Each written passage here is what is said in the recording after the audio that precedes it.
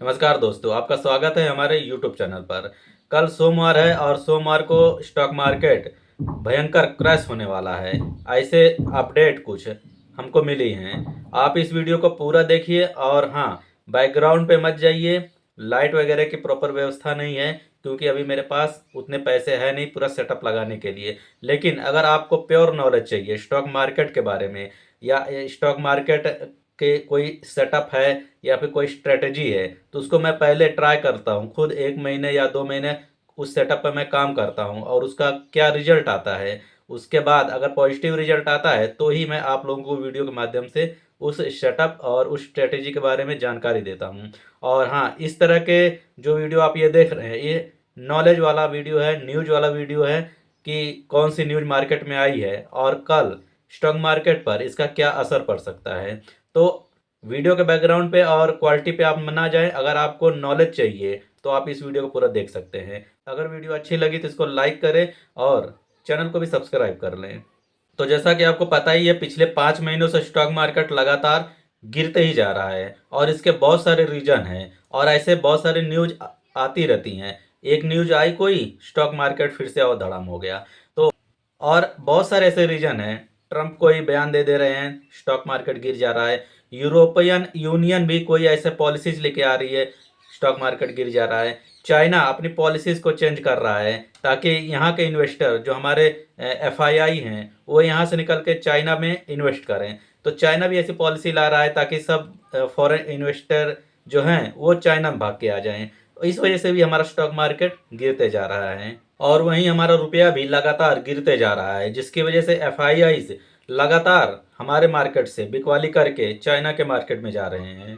तो इन सब रीजन को तो हम पहले से जानते ही थे, लेकिन एक बहुत ही इम्पोर्टेंट डेटा का इंतजार हम लोग कर रहे थे।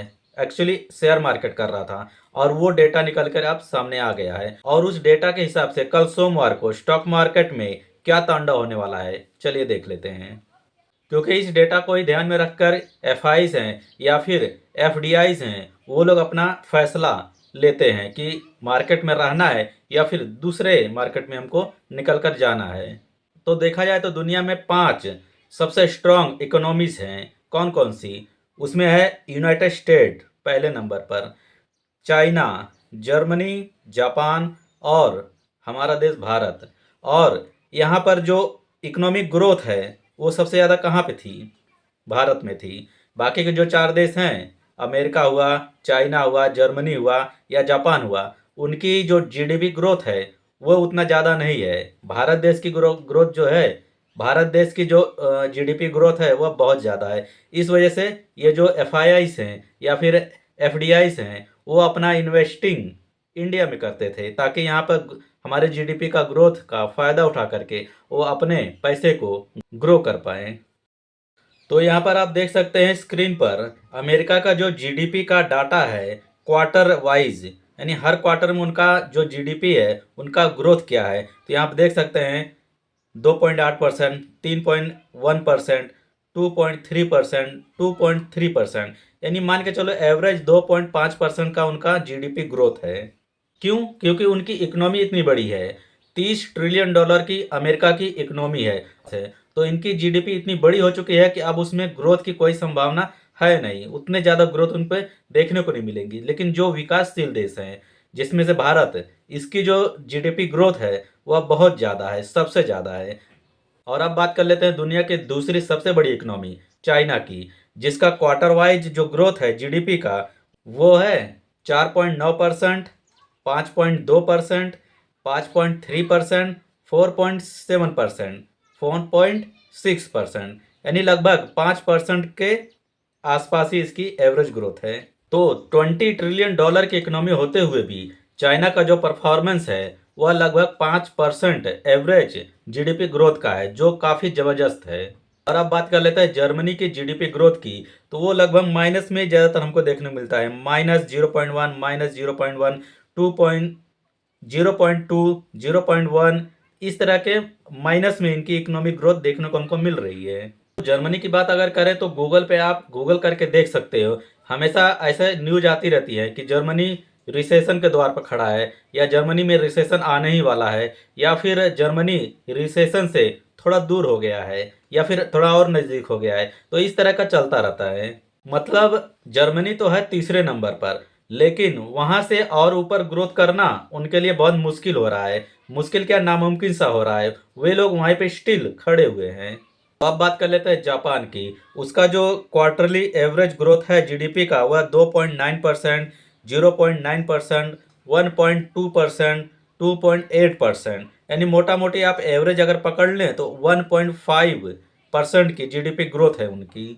तो अभी तक हम चार बड़े इकोनॉमी की बात कर चुके हैं, अमेरिका, चाइना, जर्मनी, जापान। इसमें तो सबसे ज़्यादा ग्रोथ 5% की ग्रोथ चाइना की हमको दिखाई दे रही है। तो अब आ जाता है हमारे भारत देश की जीडीपी ग्रोथ पे।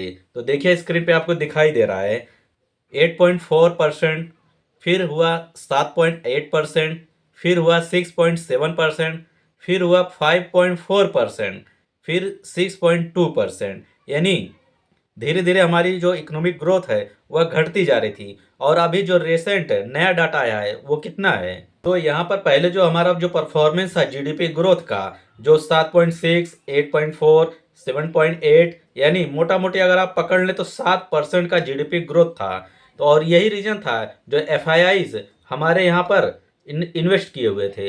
और अभी क्या क्या, तो हम यहाँ पर देख सकते हैं अगस्त महीने से 6.7, 5.4, 6.2 इस तरह की जीडीपी कम होते हुए हमको दिखाई दे रही है। और यही रीज़न है कि जो एफआईआईज हैं वो हमारे स्टॉक मार्केट को छोड़ करके कहीं और भाग रहे हैं। तो यहाँ पर आप कहोगे कि पिछले बार 5.4% आया था और इस बार 6.2% आया, यानी थोड़ा ग्रोथ हुआ है। ऐसा नहीं है, क्योंकि अनुमान के हिसाब से 6.3 आना चाहिए था, 6.2 आया। और यहाँ पर देख रहे हैं आप लगातार 3 क्वार्टर से हमारा जो जीडीपी ग्रोथ है वह लगातार नेगेटिव आ रहा है।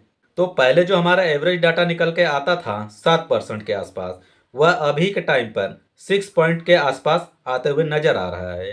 तो अभी के टाइम पर जो टॉप 5 इकोनॉमी है उनमें से सबसे अच्छा डाटा भारत का ही निकल के सामने आ रहा है। 6% का एवरेज ग्रोथ है हमारा। वहीं अगर अमेरिका की बात करें तो 2% का है, चाइना 5% का है, जर्मनी की तो बात ही ना करें तो अच्छा है, जापान भी 1.5% के आसपास है, और हमारा देश 6% पे आ गया है। फिर भी यहाँ पर जो 5 बड़ी इकोनॉमी है उनमें से हमारा भारत देश है। तो जो अभी हमारा ग्रोथ 6% है वह लगातार जिस तरह से कम होते जा रहा है, तो वह 6% से भी नीचे आते हुए नजर आ सकता है। और यही कारण है कि एफआईआई को क्या चाहिए, जो फॉरेन इंस्टीट्यूशनल इन्वेस्टर हैं उनको क्या चाहिए, उनको चाहिए इकोनॉमिक ग्रोथ।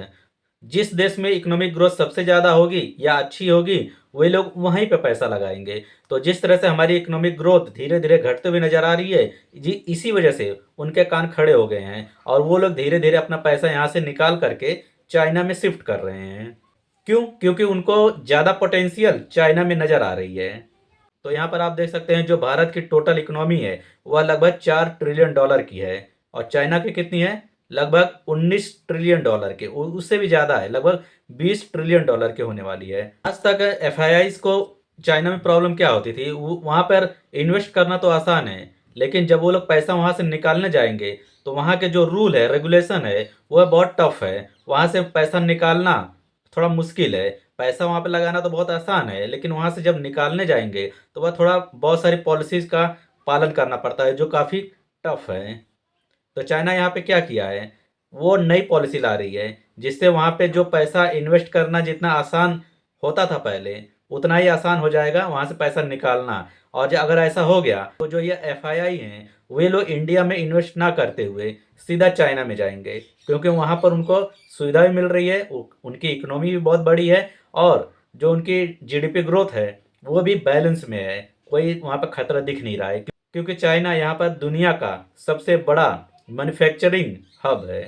तो जो आज का डेटा है जो निकल कर के सामने आया है भारत के लिए, वो ये रही। यहाँ पर आप डेट भी देख सकते हैं, 28 फरवरी 2025 का Q3 का डेटा यहाँ पर आया है। और जो हमारा जीडीपी ग्रोथ है वह 6.2 निकल के आया है, जो हैट्रिक हो गई है। लगातार 3 बार जीडीपी ग्रोथ नेगेटिव आया है, तो ये तो हद ही हो गई। यही कारण है कि जो ये डेटा हमारे को लगातार कम होते हुए नज़र आ रहा है। अगर इसी तरह से चलता रहा तो हमारी जो इकोनॉमिक ग्रोथ है वो नेगेटिव में आ जाएगी, और इसी चीज़ को भाव करके ये जो FIIs हैं, वे लोग पैसा हमारे मार्केट से लगातार निकालते जा रहे हैं और ये लोग सेफ कंट्री में, चाहे अमेरिका हो या फिर चाइना हो, वहाँ पर इन्वेस्ट कर रहे हैं और इसी वजह से हमारा स्टॉक मार्केट लगातार क्रैश होते जा रहा है।